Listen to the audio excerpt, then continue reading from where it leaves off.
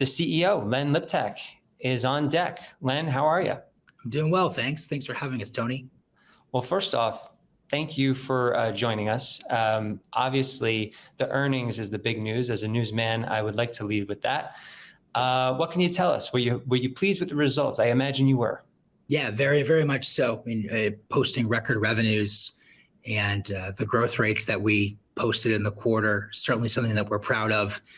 We're proud in terms of how it represents the execution and performance of our teams around the world, but also proud of what it indicates in terms of acceptance of our therapy for the treatment of obstructive sleep apnea.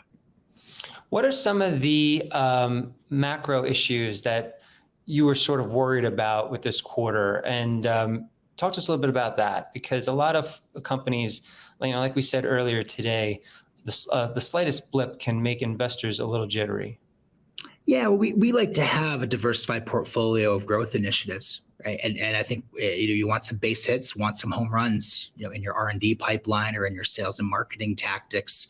And so when the cost of capital goes up, when the cost of business goes up, the economic value added threshold for some of those singles, or some of those projects may not be as attractive as they once were. And for us, it affects the financials of the business in terms of growing the business, of course.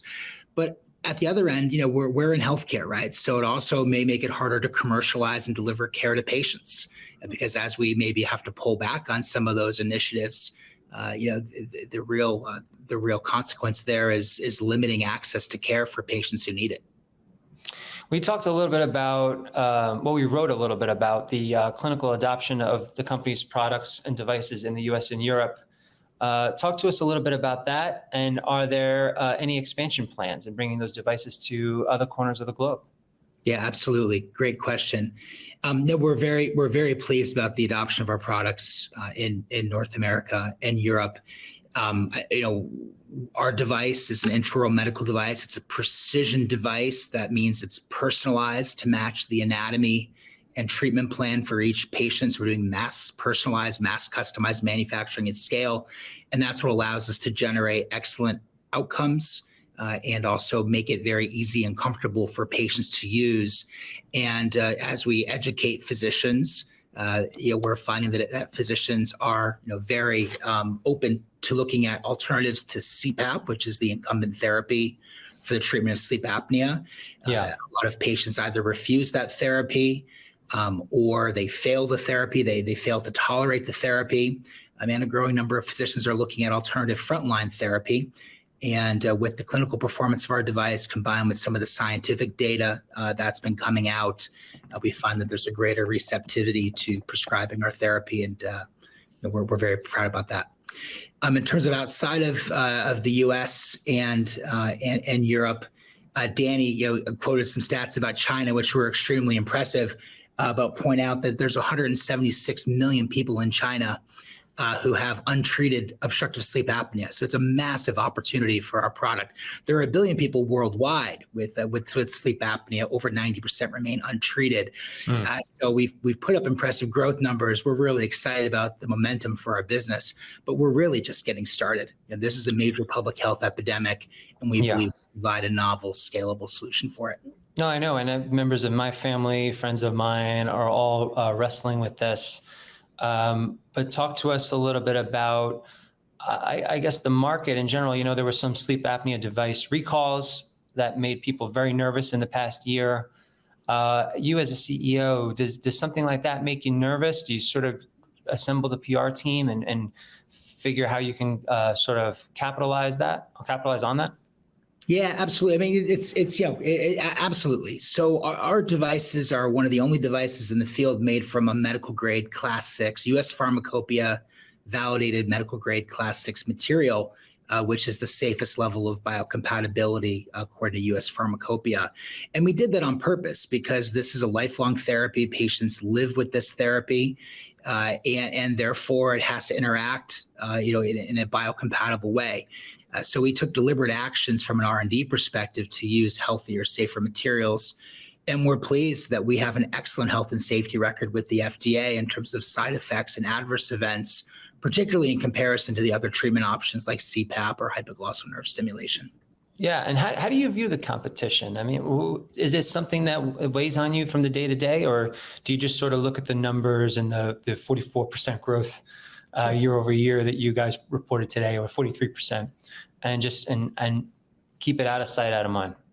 Well, Tony, being an entrepreneur, I obsess over everything and every number. So I'm not relaxed about anything, so to speak. But look, the number one competition here is apathy. If people snore, they don't necessarily recognize that snoring is a sign and symptom of a much more insidious underlying disease of sleep apnea. So we want more people to get screened. We want more people to get into the treatment funnel. There are significant tailwinds in terms of home sleep testing that makes access to care easier. There's a lot more reimbursement and coverage programming around the world, which improves access to care.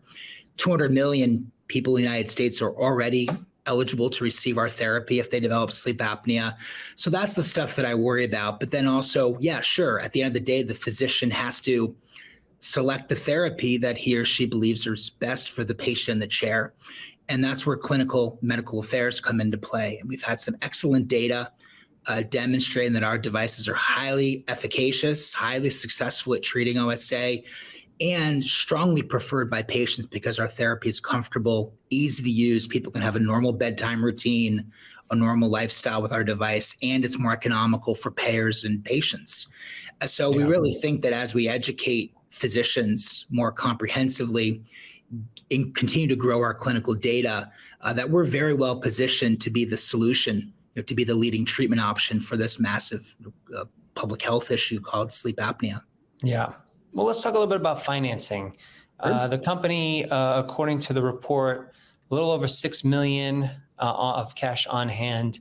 Does that sort of worry a company like ProSomnus, or like what's the cash burn situation like? Yeah, so we always worry about that stuff, as a function of course, operating the business, but then of course investments in growth and being able to take advantage of the opportunity. But we feel that we're pretty well positioned with where we are today, with revenue growth as it is, with gross margins modestly expanding from where they are. Combined with moderation and tapering of some of the operating expenses and getting leverage over some of those operating expenses, we feel like we're in a good position to be able to operate the business in a healthy way going forward. And then as we continue to develop our business, we can make decisions about taking on larger investments to accelerate growth of some of the programs that are in our pipeline, or even just our existing core products. So we're taking a very balanced approach to everything, as you can imagine. But also as you kind of start out, it's a challenging market, so we have to find the right balance of investment versus cost of capital, so that we continue to drive growth for our patients and providers. What can we expect in Q4, and what can we expect in the first half of 2024? Yeah, so in the second half of the year, in our field, there's seasonality. So we expect more growth. Where there are two things happening. Obviously, we expect to leverage some of the investments we made in sales and marketing, and for those to enhance growth. But then also there is seasonality in our field where people manage their out-of-pocket deductibles. So we tend to see a little bit lighter revenue in Q1, a little bit heavier revenues in Q3, Q4. Due to that seasonality, and then you can expect to see, publication of data. We've got our FLOSAT study. The full data will be presented by the end of the year, beginning in August, and then also September and October at major conferences. That being turned into a manuscript. We also expect to have complete enrollment in our SOS study by the end of the year, and first data available in Q1 of next year.